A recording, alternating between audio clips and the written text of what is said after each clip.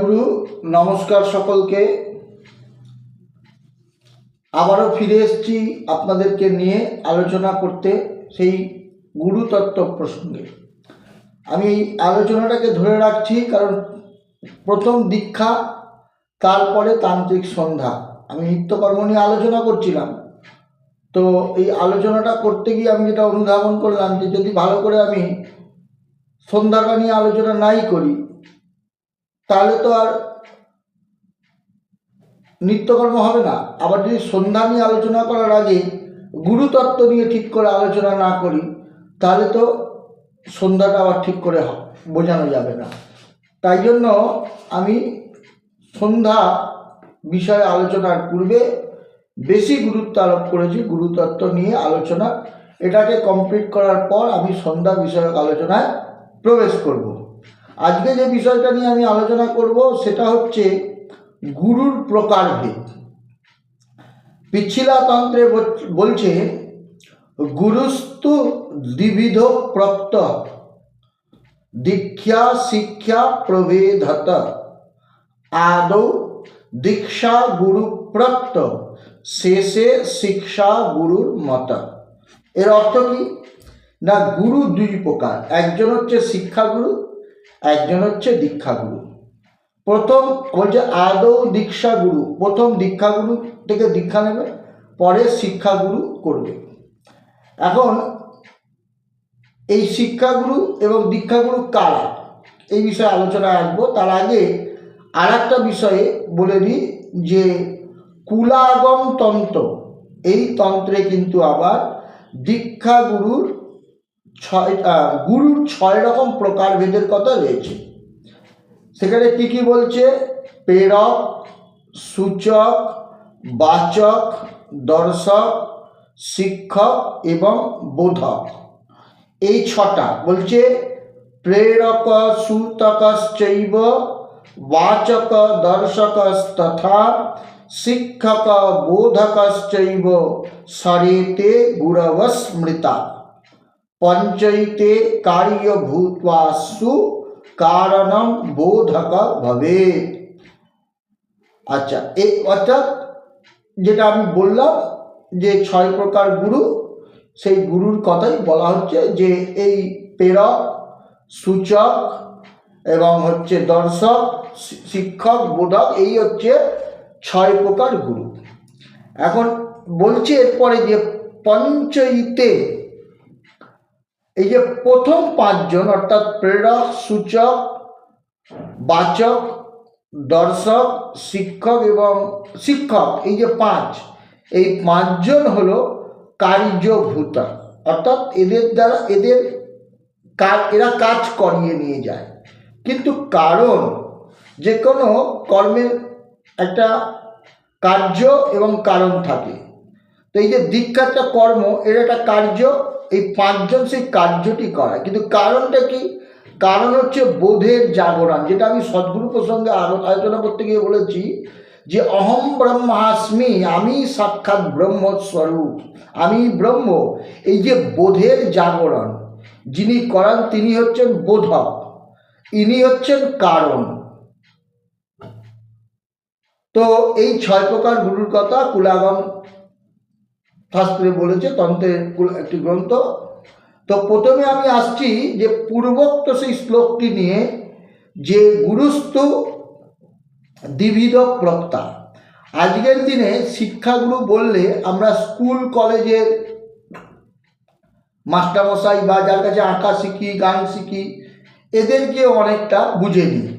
ব্যাপারটা কিন্তু তন্ত্রশাস্ত্রে এই যে শিক্ষাগুরু বলেছে সেটা কিন্তু এই স্কুল কলেজের যে মাস্টারমশাইদের কাছে আমরা পড়ি বা গান শিখি, আঁকা শিখি, তাদের কথা কিন্তু তন্ত্রে শিক্ষাগুরু সেই হিসাবে বলেনি। তারা প্রণম্য, আমাদের জীবনে তাদের অনেক অবদান, তাদের এই জাগতিক শিক্ষার উপর ভরসা করেই আমরা জীবনযাপন করি, এগিয়ে চলি। আজ ধর্মজগতেও যা তপ জপ করি, ঈশ্বরের ভক্তি, সেগুলো এই সমস্ত মাস্টারমশাই বা দিদিমণিদের হাত ধরে। কিন্তু তন্ত্রে যে শিক্ষাগুরু এবং দীক্ষাগুরু এইটা কিন্তু একটু অন্যরকম। এটা বুঝে নিতে হবে ভালো করে যে জাগতিক জগতে মনুস্মৃতিতে আমরা দ্বিতীয় অধ্যায়ে যদি পড়ি, সেখানে কিন্তু আমরা গুরু বলে একটি আলাদা শব্দ পাব, আচার্য বলে একটি শব্দ পাব এবং উপাধ্যায় বলেও একটি শব্দ পাব। দ্বিতীয় অধ্যায়টা যদি আপনারা ভালো করে পড়েন, কারণ গুরু অর্থাৎ যিনি দীক্ষা দিচ্ছেন, যোগ্য দীক্ষা করাচ্ছেন, তিনি গুরু। আচার্য যার থেকে আমি বেদ পড়ছি, আর এই যে উপাধ্যায় তিনি হচ্ছেন বেদাঙ্গ শাস্ত্রাদিতে যিনি আমাকে জ্ঞান প্রদান করছেন। অর্থাৎ এই আজকের দিনে, তখন তো এইভাবে পড়ানো হতো না, বেদাঙ্গ শাস্ত্রকে কেন্দ্র করেই ফিজিক্স, কেমিস্ট্রি, জিওগ্রাফি, হিস্ট্রি সবই পড়ানো হতো, কিন্তু জিওগ্রাফি ওরকম বই ছিল না, পদ্ধতিটা একটু অন্যরকম ছিল। কিন্তু বেদাঙ্গ শাস্ত্র পড়লে এগুলো জানা হয়ে যেত, বেদ পরিপূর্ণভাবে পড়লে অঙ্ক থেকে আরম্ভ করে সবই করা হয়ে যেত। তো এই উপাধ্যায় বা ওই সমস্ত আচার্যদের কাছ থেকে এগুলো হয়ে যেত। তো তারাই হলেন সেই সময় আজকের দিনে যারা স্কুলের টিচার বা প্রফেসর আছেন বা এই সমস্ত আঁকা গান শেখান, সেই সমস্ত যুগে আচার্য এইভাবে ছিল এবং তাদের প্রতি শ্রদ্ধা, তাদেরকে দেবতার জ্ঞান করা, এবং বেদে সেই রকম কথাও আছে যে আচার্য দেব ভব। কিন্তু তন্ত্র যে এখানে শিক্ষাগুরু দীক্ষাগুরুর কথা বলছেন, এটা খুব পরিষ্কার। যার থেকে আপনি তন্ত্র শাস্ত্র বিধি অনুসারে মন্ত্র গ্রহণ করেন, তিনি হলেন দীক্ষাগুরু। যিনি আপনাকে কানে মন্ত্র দিচ্ছেন বৈধভাবে, বিধিসম্মতভাবে, তিনি হলেন আপনার দীক্ষাগুরু। এবার শিক্ষাগুরু, এই দীক্ষা নেওয়ার পর যার থেকে আপনি এই সাধনাটা শিখছেন, যে কিভাবে জপ করব, কিভাবে মালা সংস্কার করব, জপের মালা কিভাবে সেই মালায় জপ করব, কিভাবে নিত্য দেবতার পূজা করব, নিত্য হোম করব, কিভাবে আমি এই সংক্রান্তি বা গ্রহণে বা তীর্থে জপ করব, কিভাবে আমি পুরস্চরণ করব, কিভাবে আমি অভিষিক্ত হব, এই যে পদ্ধতি যিনি শিখিয়ে দিচ্ছেন তিনি হলেন আবার শিক্ষাগুরু। অর্থাৎ একজন মন্ত্র দিয়ে দিচ্ছেন আর একজন আপনাকে সাধনাটাকে শেখাচ্ছেন, এই হলেন শিক্ষাগুরু। দেখুন, এটা কিন্তু প্রাসঙ্গিক। কিরকম, এর আগের পর্বেই আমি আলোচনা করেছি সন্ন্যাসীর থেকে দীক্ষা নেওয়া যায় কিনা। তাহলে সন্ন্যাসী ব্যক্তি তিনি ভ্রমণ করেন, তীর্থানুরাগী। সেখানে বলা ছিল যে তীর্থাচারযুত, তিনি তীর্থে তীর্থে ঘুরে বেড়ায়। এখন আপনি বেনারস তীর্থে গেছিলেন, সেখানে গিয়ে আপনি আপনার গুরুর দর্শন পেয়েছেন, ভাগ্য দরজা খুলে দিয়েছে, আপনি একজন গুরুর আশ্রয়ে চলে গেছেন, তো তার কাছে দীক্ষা নিয়েছেন।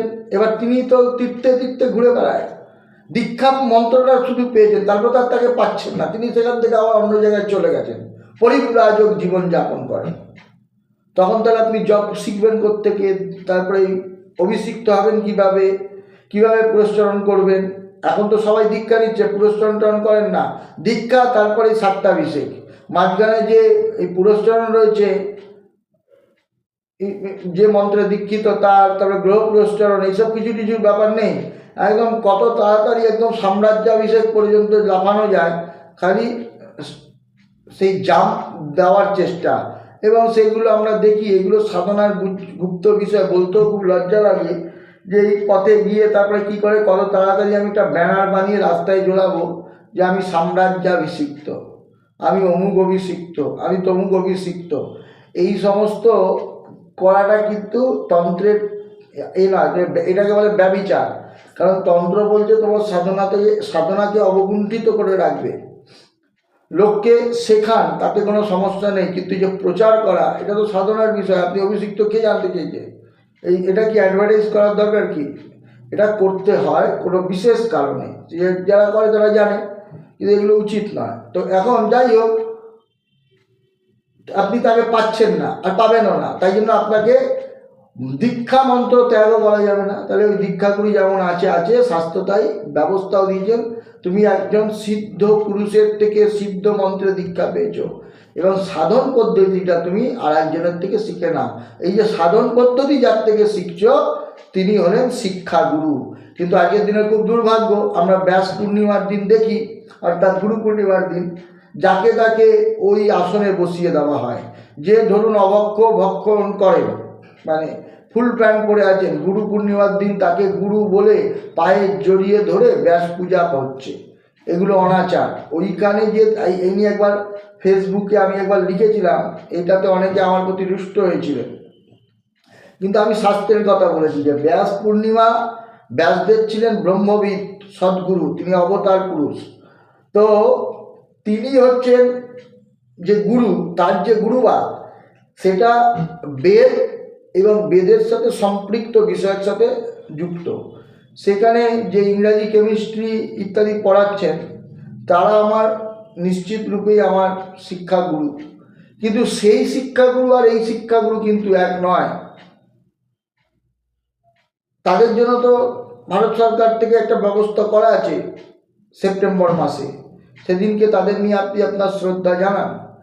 কিন্তু এই যে হিন্দুদের যে পরম্পরাগত যে একটা অনুষ্ঠান তার মধ্যে একটা ব্যভিচার তৈরি করা, এইটা কিন্তু ঠিক না। কারণ ব্যাসপীঠে যিনি বসবেন তাকে আচারশীল হতে হয়, তাকে শাস্ত্রীয় বিধিতে জীবনযাপন করতে হয়।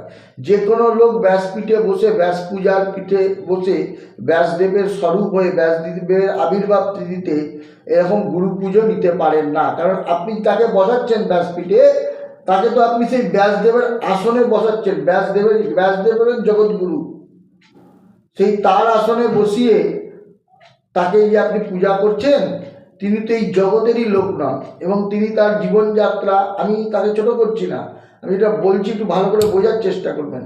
আমারও মাস্টারমশাই আছে, আমারও অধ্যাপক আছেন, তাদের প্রতি আমি শ্রদ্ধাশীল, কিন্তু প্রত্যেকের একটা জায়গা আছে, একটা প্ল্যাটফর্ম। আপনি দেখবেন প্রাইমারি স্কুলের টিচারকে জায়গা ছেড়ে দেবে না হাই স্কুলের টিচার, বা হাই স্কুলের টিচারকে অধ্যাপকের জায়গায় কেউ বসাবে না। যোগ্যতা বা তার ক্ষমতা আছে বা তার যোগ্যতা আছে এটা প্রমাণ দিলে, তারপরে তাকে অনুমোদন দিলে তবে গিয়ে তিনি সেই স্কুল টিচার অধ্যাপকের জায়গায় যেতে পারবেন। যে যেখানে ইচ্ছা গিয়ে ইচ্ছা মতো রকম বসা যায় না। যিনি বসেন তারও অপরাধ, যারা বসায় তারাও সমানভাবে অপরাধী। সুতরাং এই ছোটো ছোটো বিষয়গুলো রিমার্ক করবেন। শিক্ষাগুরুর কথা তন্ত্রে যেখানে আছে, সেই শিক্ষাটা কি শিক্ষা? সাধন শিক্ষা। আরও ভালো করে ব্যাপারটা বুঝতে পারবেন, আপনারা যদি হরিভক্তি বিলাস পড়েন, সেখানে কিন্তু দেখবেন এই পুরস্চরণের কথা আছে, মালা সংস্কারের বিধি আছে। পুরস্চরণের পর ওই যে হোমের যে দশাংশ হোম, তারপরে তর্পণ দশাংশ, অভিষেক দশাংশ এবং ব্রাহ্মণ ভোজন, এই কথাও হরিভক্তি বিলাসে বলা আছে। এই হরিভক্তি বিলাসে যারা অনুসারী বা বৈষ্ণব সমাজ, এদের মুখে আপনি একটা সচরাচর একটা কথা শুনতে পাবেন, যেটার জন্য আপনাকে কোনো বই পড়তে হবে না। কথাটা কি না, আমার দীক্ষা নেওয়া হয়েছে, শিক্ষা নেওয়া হয়নি, বা দীক্ষা শিক্ষা আমার দুটোই হয়ে গেছে, বা উনি আমার শিক্ষাগুরু, উনি আমার দীক্ষাগুরু। অর্থাৎ এই শব্দ থেকেই বোঝা যায় বৈষ্ণবীয় ঘরানায় কিন্তু এই তান্ত্রিক যে মতবাদ সেটা বহুল প্রচলিত। কারণ বৈষ্ণব মহাজনরা সেই গৌরাঙ্গ মহাপ্রভুর সময় থেকে তারা কি করতেন? পরিব্রাজক জীবনযাপন করেছেন। আপনি দেখুন না, হরিদাস ঠাকুর কোথায় থাকতেন? এরা বাংলার লোক, উড়িষ্যায় চলে গেছেন। গৌরাঙ্গ মহাপ্রভু পরিভ্রমণ করে বেড়াচ্ছেন, সেই হিমালয় থেকে কন্যাকুমারিকা পর্যন্ত, আজ পুরী, কাল বৃন্দাবন, পরশু সাউথ ইন্ডিয়া, তারপরে পশ্চিম ভারত, এইভাবে ঘুরে ঘুরে ঘুরে ঘুরে ঘুরে বেড়াচ্ছেন। নিত্যানন্দ মহাপ্রভুর জীবনও দেখুন এরকম ভ্রমণ। তাহলে এদেরকে আপনি ভাগ্যবশে একদিন পেয়ে গেছেন, নাম দিয়ে দিয়েছেন আপনাকে, দীক্ষা দিয়ে দিয়েছেন আপনাকে, বীজ দিয়ে দিয়েছেন আপনাকে, এরপরে তাকে আবার কবে পাবেন কোনো ঠিক নেই। অথবা তারা রাধা ভাবে, কৃষ্ণ প্রেমে, কৃষ্ণের ভজনায় এমন বিভোর হয়ে পড়েছেন, আপনি তার কাছে গিয়ে আর কিছু মানে উপদেশ পান, তিনি তার ভাবেই রয়ে গেছেন। কিন্তু কোনো একদিন কৃপা হয়েছিল, সেই সময় কোনো বৈষ্ণব বা কোনো ব্যক্তি মন্ত্র পেয়ে গেছেন ভাগ্যের কপালের জোরে। তাহলে এবার শিখবে কোথায়? শাস্ত্র বলছে যে গুরু তো দ্বিবিধ প্রক্তা, গুরু দুরকম, দীক্ষা নিয়েছো ভালো, আর দীক্ষা ত্যাগ করতে পারবে না। এই দীক্ষা গুরু ফিট, তিনি আর শেখাচ্ছেন না বা শেখাতে পারছেন না, তুমি একটা গুরু করো, কিন্তু তিনি মন্ত্র নতুন কিছু দেবেন না। তুমি যে মন্ত্রে দীক্ষিত হয়েছো সেই মন্ত্রটা তিনি আবার তোমার সাধন ভজনটা শিখাবেন। আপনারা খবর করে দেখবেন বৈষ্ণব সমাজ এটা বেশি আছে। আমরা অন্যান্য যে পরম্পরা আছে শৈব বা কৌল বা মানে শাক্ত, কৌল বলবো না, শাক্ত, শৈব, গাণপত্য, হ্যাঁ, এদের মধ্যে কিন্তু এই রকম শিক্ষাগুরু তারপরে দীক্ষাগুরু এই ব্যাপারগুলো অতটা নেই বা শোনাও যায় না। কিন্তু এই বৈষ্ণবদের মধ্যে একদম সাধারণ বৈষ্ণব, কণ্ঠীর মালা পড়া, বাজারে সবজি বিক্রি করে, কি দাদা ভালো আছে, নাম হচ্ছে, বলে হ্যাঁ দাদা দীক্ষাটা তো নেওয়াই ছিল, এইবার শিক্ষাগুরুর কাছ থেকে কৃপাটাও পেলাম, এইরকম বলছে। তারপরে কি হলো, ও আলু বিক্রি করে, কিন্তু তন্ত্র বই পড়েনি, ও বাজারে সবজি বিক্রি করে তন্ত্রের বই পড়েনি, কিন্তু ও দীক্ষা নিয়েছে। তারপর আবার ও বুঝেছে আবার শিখতে হবে, সারাদিন পরে বাজার টাজার করে গিয়ে সে আবার মালা করে, তাহলে মালাটা কার থেকে শিখবো? তাহলে একজন শিক্ষাগুরুকরণ করতে হবে, তাই শিক্ষাগুরু নিয়েছে। এই বৈষ্ণব ঘরানা থেকে বোঝা যায় যে ওদের সমাজে বা ওদের উপাসনা পদ্ধতিতে তন্ত্রের কত গভীরভাবে তল দিয়ে সেই ফল্গু নদীর মতো চলে। ওরা কিন্তু জানে না, ওরা খালি বলে আমরা বৈষ্ণব মতে চলি, কিন্তু পুরোটাই তন্ত্রশাস্ত্র। তো যাই হোক, এইটাই বললাম যে এটা কিন্তু বলা হচ্ছে দুরকম। এবার এই যে কুলাগম তন্ত্রের যে প্রেরক তাকে গুরু বলছে, অর্থাৎ দীক্ষা নেওয়ার জন্য যিনি উৎসাহিত করেন, অর্থাৎ এই সাধু সঙ্গ, যেটা আমি শুরুতেই আমি বলছিলাম যে সাধু সঙ্গ করবেন আগে, তারপরে দীক্ষা নেবেন। প্রেরক এরাও কিন্তু গুরু। আপনি দীক্ষার আগে কি যাদের সংস্পর্শে এসছেন, যারা আপনাকে মানে উপদেশ করেছেন শাস্ত্রের কথা, ভগবানের মাহাত্ম্য, জীবনের যে দর্শনের কথা, দীক্ষার প্রয়োজনীয়তা কতটা, অদীক্ষিত থাকলে কি হয়, এইসব বিষয় যারা আপনাকে উপদেশ করেছেন, সেই তারা হচ্ছেন আপনাকে দীক্ষা নিতে পাঠিয়েছেন, প্রেরণা দিয়েছে বা পাঠিয়ে দিয়েছেন। তাই এরাও আপনার জীবনের গুরু। তারপর হচ্ছে সূচক, যিনি আপনাকে সূচনা দিয়েছেন, বাচক, যিনি আপনাকে বলেছেন, দর্শক, যিনি আপনাকে আধ্যাত্মিকতার পথ বা মার্গ দেখাচ্ছেন, শিক্ষক, যিনি আপনাকে সাধন ভজন ইত্যাদি শিখাচ্ছেন, আর বোধক, আমি ব্রহ্ম, এই অনুভূতি বা এই যে ভাব আপনার মধ্যে যিনি জাগরণ ঘটিয়ে দিয়েছেন, তিনি হলেন বোধক, অর্থাৎ বোধের জাগরণ যিনি ঘটিয়েছেন। তো এইভাবে 6 রকম গুরুর কথা কুলাগমে বলা হচ্ছে। তো কোথাও আমাদের সংশয়ের কোনো জায়গা নেই। সংশয়টা হচ্ছে কখন না, আজকের দিনে আমরা যখন বই পড়া বন্ধ করে দিয়েছি। আমরা আজ সংশয়ের মুখ্য বিষয়টাই হচ্ছে আমরা সাজেস্টিভ পড়াশোনা করছি। মানে একটা জিনিস মনে রাখবেন, মানে ধর্মজগতে যদি সত্যি সত্যি ঈশ্বর প্রাপ্তি দরকার হয়, যদি সত্যি সত্যি সাধন সিদ্ধ হতে হয়, যদি সত্যি সত্যি আনন্দে থাকতে হয়, তাহলে নিয়মিত বই কিনতে হবে, এবং সেই বই মোবাইল ফোনে নয়, সেই বই গ্রন্থগুলো বাজার থেকে কিনে এনে ঘরে রাখতে হবে। কারণ ওই গ্রন্থগুলোর মধ্যে যে কথাগুলো লেখা আছে, সেই কথাগুলোই এক একটা শক্তিপুঞ্জ। ওই রকম ভালো ভালো বই বাড়িতে রাখলে, এই যে আপনারা বা আমরা ঘুরি, বাস্তুদোষ আছে, ওই রকম ভালো ভালো বই যখন বাড়িতে থাকবে, বাস্তুদোষ এমনি কেটে বেরিয়ে যাবে। ভালো ভালো বই বাড়িতে থাকবে, শাস্ত্রের কথা, সাধুর জীবনী, সাধুর মাহাত্ম্য যে বইয়ের মধ্যে থাকে, সেই বইটা একটা বিশাল শক্তিপুঞ্জ। সেই শক্তিপুঞ্জের কাছে কোনো দোষ আসতে পারে না। তো বই নিজে দেখে পড়তে হবে ধৈর্য নিয়ে। আর এখান থেকে একটুখানি পিডিএফ ওর থেকে একটু সংগ্রহ করে নিয়ে, খুব প্রাসঙ্গিকতা আউট অফ প্রিন্ট পাওয়া যাচ্ছে না সেই সময় আলাদা কথা, কিন্তু চুরি করে অন্যের বইকে পিডিএফ বানিয়ে একটা 50 টাকা দিয়ে বাজার থেকে বই কিনে পিডিএফ বানিয়ে এবার বিক্রি হচ্ছে, সেই চোরা জিনিস কিনে মূল লেখককে লেখাকে উৎসাহিত না করে এইসব পিডিএফ বিক্রি করা কেনা নিয়ে পড়ে যদি কেউ শাস্ত্রীয় জ্ঞান লাভ করে, সেই জ্ঞান কাজে আসে না।